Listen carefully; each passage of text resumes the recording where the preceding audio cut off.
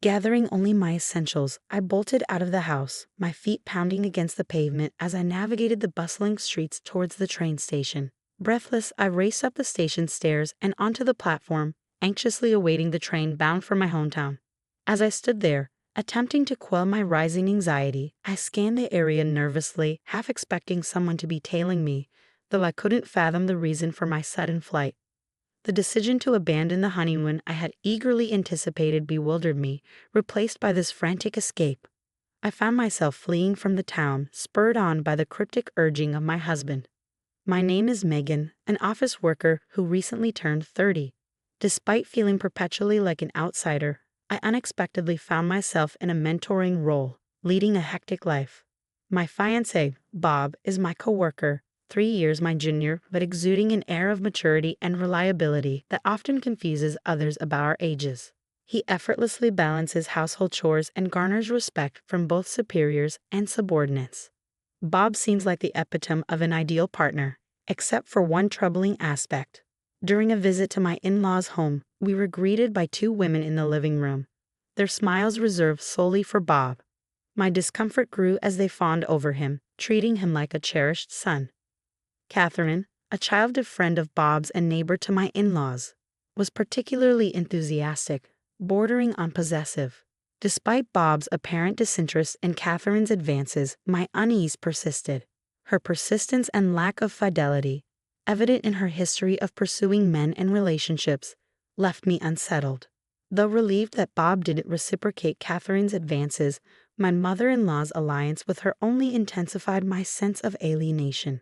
It seemed she was determined to oust me from Bob's life, using her closeness to Catherine as a weapon against me.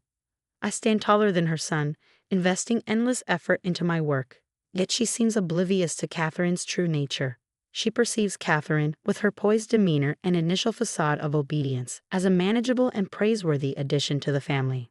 But due to those two women, our wedding unfolds into a nightmare scenario a month later. Astonishingly, Catherine, uninvited, graces the reception wearing a pure white dress, a privilege reserved solely for the bride. Though not as extravagant as a bridal gown, its color remains unchanged, and she becomes the focal point of attention in numerous ways. What's even more unsettling is her audacity to claim a seat at the family table beside my mother-in-law. Throughout the slideshow and our friends' speeches, her presence irks me as she engages in casual conversation with my mother-in-law. When they approach our table, my husband confronts them, struggling to contain his frustration. Catherine, you weren't invited, and you're wearing a white dress, seated at the family table. What on earth are you thinking? Mom, why are you allowing this? It's my childhood friend's wedding. I couldn't miss it, and white suits my complexion best. Catherine retorts, while my mother-in-law enthusiastically endorses her choice, claiming she requested the seat due to an oversight in arrangements.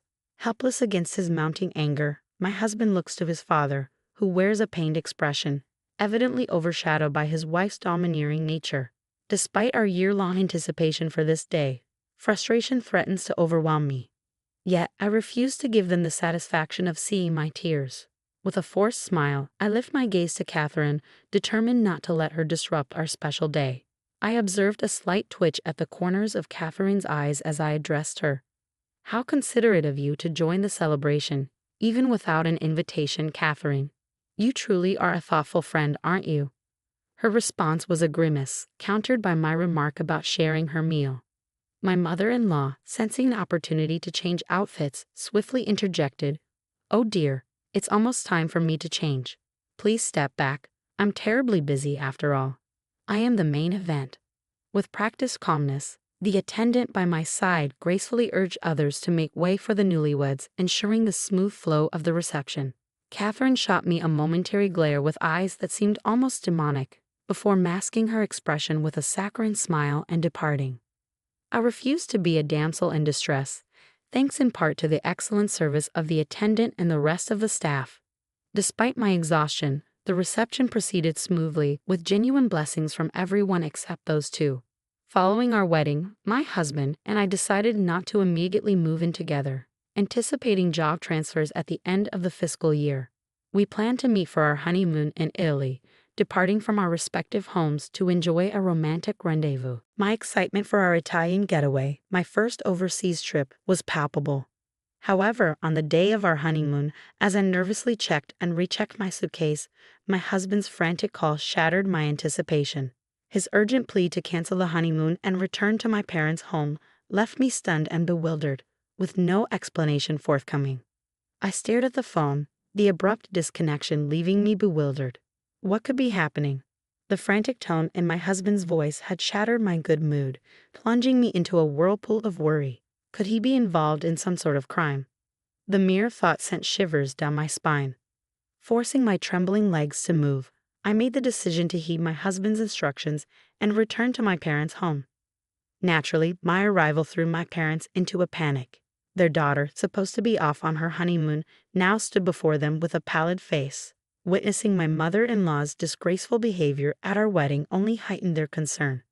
Despite my desire to explain the situation, I found myself at a loss. I didn't even know why I was there. Then, a call from an unknown number pierced through the tense atmosphere. Instinctively sensing something amiss, I answered, bracing myself for the worst. It was the police. With a much gentler tone than I anticipated, the officer explained the reason for their call. "We received a report about 2 women causing a disturbance at your apartment door. We've taken them into custody. The older woman claims to be your mother." My heart skipped a beat. Me? Involved in a crime? As I listened, I realized I had left the call on speakerphone, and my mother's bewildered shout echoed through the room. Even the police officer on the other end seemed surprised by the unexpected turn of events. I stood there, momentarily dumbfounded, before the realization hit me like a ton of bricks. The older woman the police mentioned, it had to be my mother-in-law, and undoubtedly Catherine was with her. But why were they here on the day of our honeymoon? I had a sinking feeling they were the cause of my husband's panic. Our flight had departed hours ago, yet here we were, robbed of our dream honeymoon in Italy. No Venice, no pizza, no pasta, no tiramisu. All the delights I had been eagerly anticipating. It felt like a cruel joke, one I was not inclined to forgive.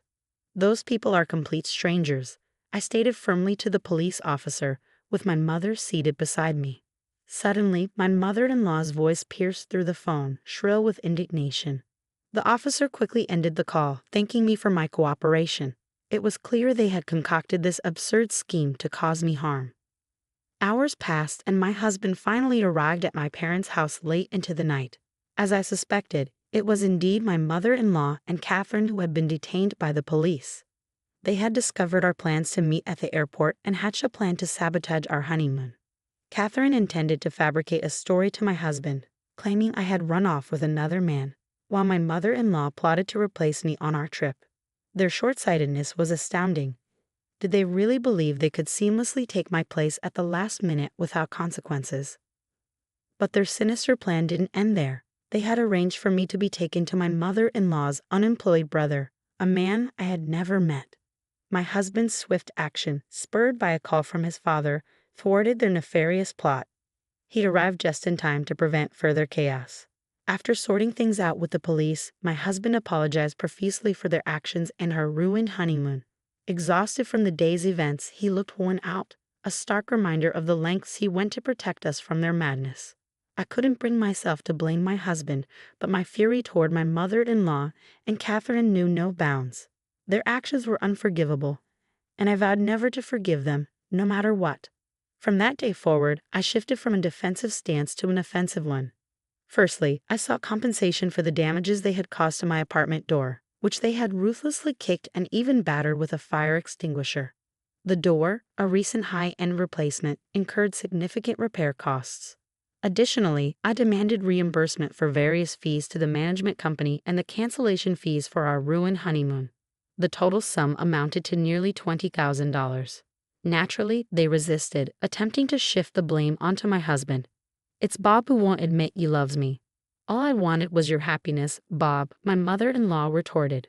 But I remained resolute, threatening legal action if they refused to comply. "If we go to court, we'll also expose your attempt to kidnap my wife. The cost claimed will only increase," I warned sternly. The mere mention of the word court sent tremors through my mother-in-law, while Catherine broke into tears. You forgive me, right? I'm your precious girl, aren't I? She pleaded desperately. But my husband's response was clear and cold. I'll never forgive you, he stated firmly, causing Catherine to let out a small shriek. But I love you so much. You love me too, don't you, Bob? She implored. There's no way I could love a woman who casually dates 5 guys at once or goes out with a married man, my husband retorted, stunning both my mother-in-law and Catherine into silence. I stood by my husband's side, reinforcing his stance. You claim to love Bob, but your declarations only surfaced after he and I became engaged. Isn't that right? I confronted Catherine, seeing through her facade. It seems your interest in a man peaks only when he's already committed to someone else. My mother-in-law shot Catherine a piercing glare, evidently striking a nerve. Panic flickered in Catherine's eyes before she pointed an accusatory finger. You're the main culprit. You tried to manipulate me because you didn't approve of your daughter-in-law, she accused, her voice tinged with desperation. The tension escalated as they exchanged heated words, their once amicable facade crumbling before us. It was a stark reminder of the fragility of their supposed friendship. Ultimately, intervention was necessary. Catherine's parents and my father-in-law stepped in, and it was decided to divide the claim amount evenly between both parties. Catherine's parents, oblivious to their daughter's disgraceful behavior, expressed sincere apologies. We enlisted legal aid, filing a restraining order against Catherine and my mother-in-law. Despite my mother-in-law's tearful refusal, their malicious intentions couldn't be overlooked. Though their plan was thwarted, neither received absolution for their actions. Neither my husband nor I harbored any intention of granting forgiveness. 3 years later, as we enjoyed a tranquil life with our newborn child, an unexpected visitor arrived at our doorstep. Dressed immaculately in an expensive suit, the visitor introduced himself as Catherine's fiancé. He mentioned casually visiting Catherine's parents' house, sparking a conversation with one of her former classmates. Wasn't she supposed to steal Bob? The classmate had remarked. For the first time in a while, a shadow passed over my husband's face at the mention of Catherine's name. It seemed the classmate had attended our wedding and witnessed Catherine's disgraceful behavior. Initially, I brushed it off as a joke, but concern for Catherine's well-being gnawed at me. I'm sorry, but I had to investigate, my husband interjected. You and Catherine were childhood friends, but you're not dating now, are you? Of course not. We've never even dated. My husband replied firmly, visibly relieving Catherine's fiancé. However, he added with a hint of apprehension, but she might be dating someone else.